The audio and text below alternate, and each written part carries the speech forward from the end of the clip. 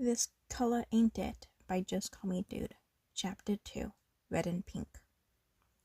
Chapter Summary. The sports festival is coming up, and the detectives are not too concerned about the pace of their job. Got it. Take care. With a click of a button, Tanizaki released a long sigh. Naomi-san is still worried? Kenji asked from his spot on the floor. Tanizaki plopped down next to him and leaned back.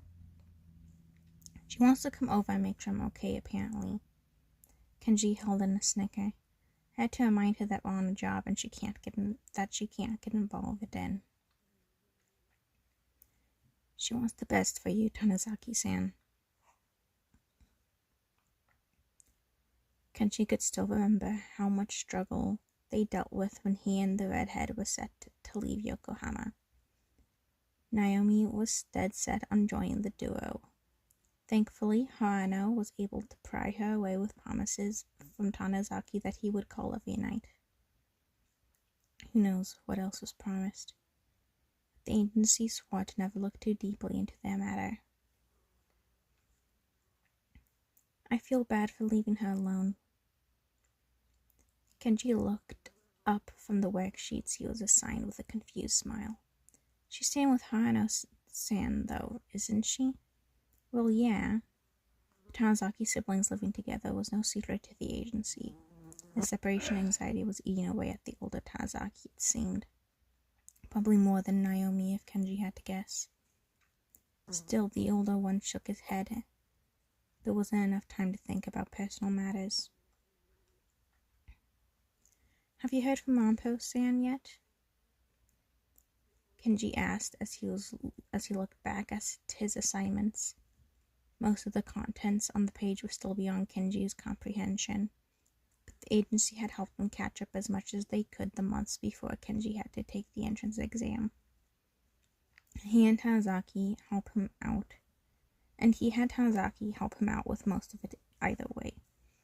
Kenji still insisted that he at least give it an honest attempt before relying on his partner.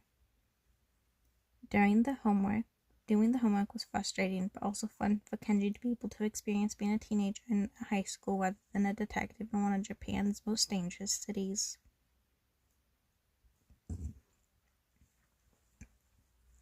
Not really, Tanizaki shrugged. Kunikida-san said that Rampo-san hasn't even looked at the reports we sent in yet. Something about wanting to see more reports before he begins to find interest in them.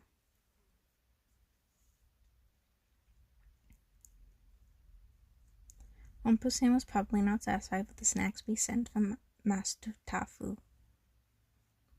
Kenji chuckled. Tanizaki chuckled as well.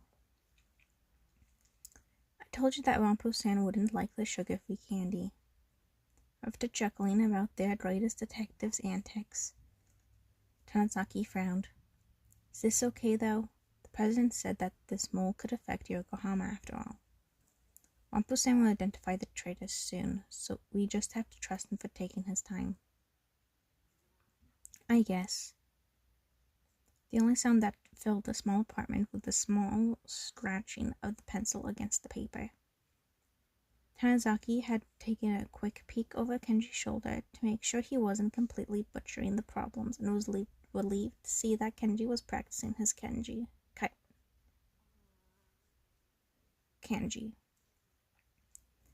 The boy could only read and write hiragana, katakana, and a limited number of kanji, characters that were barely able to get past the teachers. So I wasn't able to get helpful information even though the villains are right there. Tanizaki-san.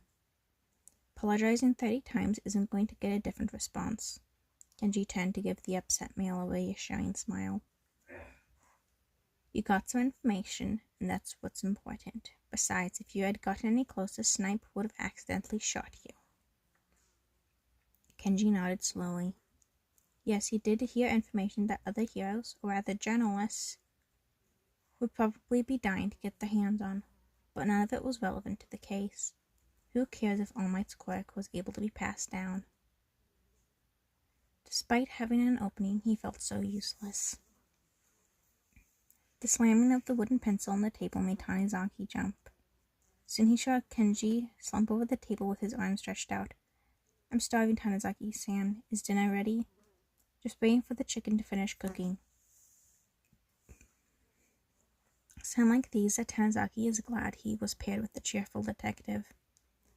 Being around him was so easy to forget about his own worries and remind him that he shouldn't feel sorry for himself.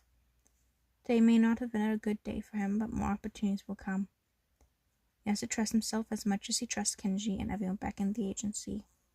One such opportunity, UA Sports Festival.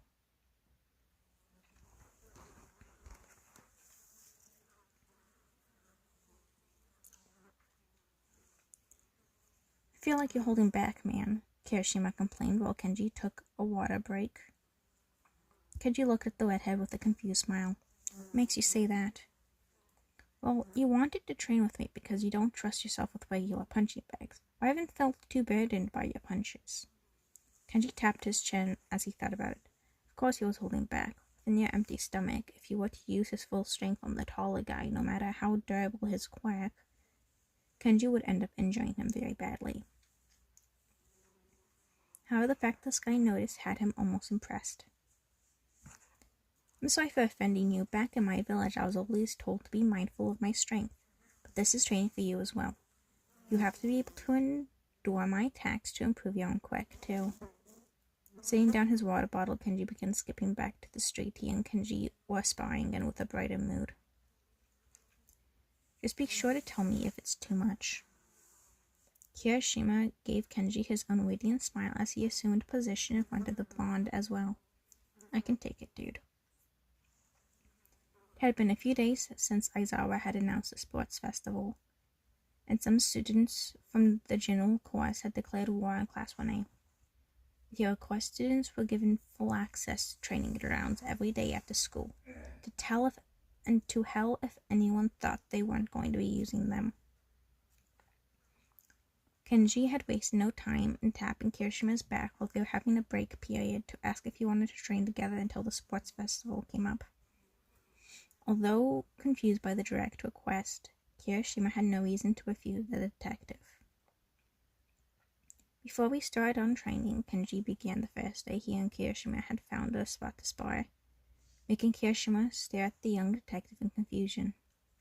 "Let me know what exactly you are hoping to gain out of these 2 weeks." "Huh? I guess I want to improve my quirk's endurance," Kirishima answered unsurely. Even though he already knew that before Kenji had asked him to train together, raising a solidified arm, he continued. "My quirk isn't flashy, and it also isn't invincible. If I use it too much, it can start to chip away at my skin after hard hits." "I see. What about you, Miyazawa?" "I want to make sure I don't tire myself out in the middle of a fight," was the response. "Improving my stamina with inanimate objects isn't very effective if all I do is attack and not defend." The last part of his reasoning made Kirishima take a double take. "Defend, I thought your quirk was more suited for the offense." The blonde had been glancing around the area of the fake city they had chosen for helpful debris or shields. The simple-minded answer given by the hero students didn't surprise him in the least. Couldn't find it himself to be disappointed. Teachers hadn't been stressing training without their quirks at all. "My quirk isn't going to help me in every situation. You need to be able to fight without relying on your quirk too, you know." "Your quirk is literally super strength, though," Kirishima muttered incredulously. Kenji was not meant to have heard him, so he kept quiet and gave him his usual oblivious smile. "Okay, but you aren't invincible either, man. If I take you with my quirk, you're going to end up seriously hurt. Do you not know how to fight without your quirk?" "Of course I do." "Then just don't use your quirk when you're on the offensive against little old the delicate me." Kenji almost rolled his eyes when he heard Tanizaki snicker. The older detective had intentionally seated himself across the street from him. Initially seated himself across the street from them. But if Kenji was able to hear him, it's because the ginger had decided to walk around instead. Thankfully, he knew how to keep quiet in front of the hero student. Kirishima didn't seem too happy with the response.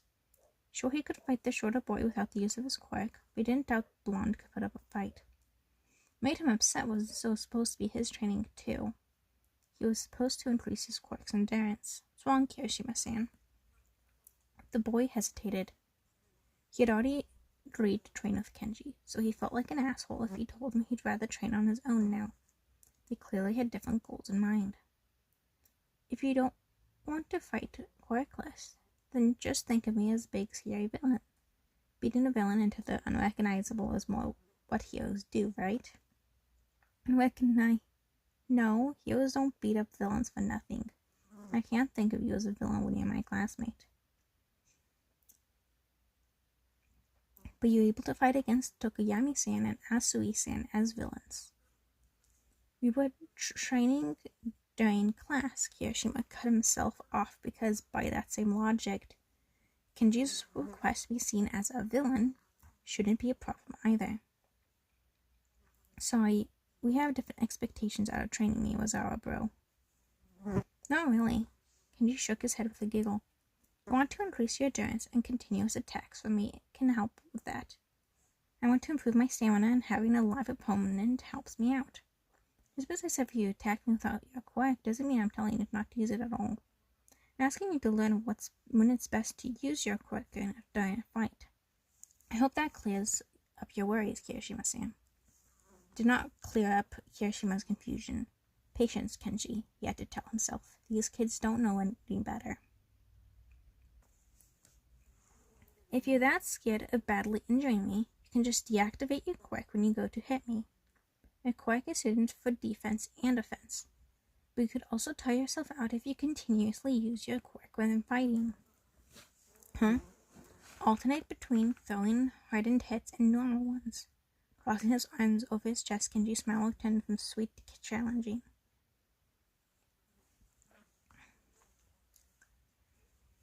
You can do that, right? Or does it tire you out if you have to continuously think about switching? I can't say I've ever tried alternating in a fight. Kirishima said hesitantly, noticing no significant change in Kenji's challenging smile. Kirishima started to smile back and feel a fire ignited in him. Since we're training, I can learn to do that. Yeah, it'll be to my advantage if I learn how to switch on a dime. Kenji nodded instead of saying more. He got into a defensive stance. Hearing Tanizaki sigh in exasperation had Kenji chuckling. He finally came through to the redhead. The redhead was more than happy when Kenji put up a little more strength behind his attacks the following week. Kenji had a list of students in the order he was going to investigate them. Because he wanted to make sure he gathered careful notes for Rampo, he didn't want to investigate more than one person at a time where he could accidentally jumble up or influence his notes. However, there was a student that Kenji knew would be beneficial to look into at the same time as Red. After finishing training with Kirishima a few days into the arrangement, Kenji made sure to arrive at the gates of UA. When Mina was making her way to the station, Tanizaki had made sure to track how long she trains before going home each day, so that Kenji would accidentally find out they live in the same direction. Ashido-san, Kenji called out. The girl looked up from her phone to smile at the boy who jogged to catch up. Miyazawa, what's up? I'm walking home now. Do you happen to live in this direction too? Upon giving confirmation that the neighborhoods they live in are roughly the same direction, Kenji did not hesitate to ask Mina if she wanted to walk home together after school. Had it been any other girl, she probably would have blushed, but this was Mina and she knew her classmate to be too innocent. The profile revealed that Red and Pink went to the same junior high together, so it made sense to the detective that they'll likely be able to get an outsider's perspective on each other. Probably biased. They were aware. they wouldn't have the bias of a detective looking for a criminal. Mina is really brave and the closest to becoming a hero out of all of our students, of all of our classmates, Kirishima stated the following day when Kenji asked about the girl. Kirishima seemed to struggle between defending himself and alternating his attacks and answering Kenji's curious question. Kenji, on the other hand, did not appear to be breaking a sweat.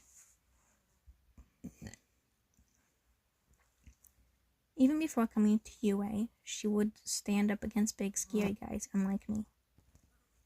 Blocking the hardened strike, Kenji looked at Kirishima curiously. Unlike you? You're really brave and amazing too, Kirishima-san. The redhead slid back a few feet as he raised his arms to defend against a hard hit. Not back then. I was always too scared to do anything, he grunted. I almost didn't apply to UA because of it. Kenji paused upon hearing it. He almost forgot to lean back as Kirishima threw a normal punch and was grateful for his automatic reflexes from his field of work. What changed? A fond smile made its way to the hero student's face. Crimson Riot changed me. I feel like Kirishima shoulders too much blame, Mina comments the same day as they walked together. I knew of him in junior high, so I know how much he's changed. He still likes to think of himself as a burden to others, though. He doesn't realize how amazing he really is. I've noticed he doesn't appreciate himself while you've been training. Kenji nodded in agreement. Kenji was looking straight ahead and was allowing the observation part to be Tanizaki's job when it came to the girl. If the visible blonde did nothing but stare at her to study her body language, she would no doubt become uncomfortable. Do you know why that is? Mina seemed to contemplate what she should do. Kenji had already heard from the redhead himself that he was a coward in junior high, but he wanted to hear what Mina thought of the supposed cowardness. I never knew him to be very social in junior high. Heck, I was surprised to realize he was even Kirishima-kun, because he looked so much more confident in the beginning of the school year. Probably doesn't realize how great of a hero he'll be if he's stuck in the fact that he felt powerless back then. Probably didn't make things better for him either. Now this had the detectives perk up. Could the pink student have been a bully? I wasn't a bully if that's what you're thinking, Mina waved her hand dismissively. So maybe Kenji smiled, seemed surprised. These city kids were impressing him with their observation skills so far. Sometimes Kenji wondered what exactly went inside other people's minds. There was only so much he could guess in body language and facial expressions alone, and there were still people like Dazai, who was damn near impossible to get a glimpse into what went on. The girl walking behind him could be guiltily thinking about her future betrayal, making it seem like she was concerned about what her walk-home buddy thought of a classmate. Based on the information he was being given, Kenji knew this wasn't the case. I never thought I could be able to change the way someone thinks of themselves by simply being optimistic. Pretending to be ignorant of their inner struggles is what I'm best at anyway.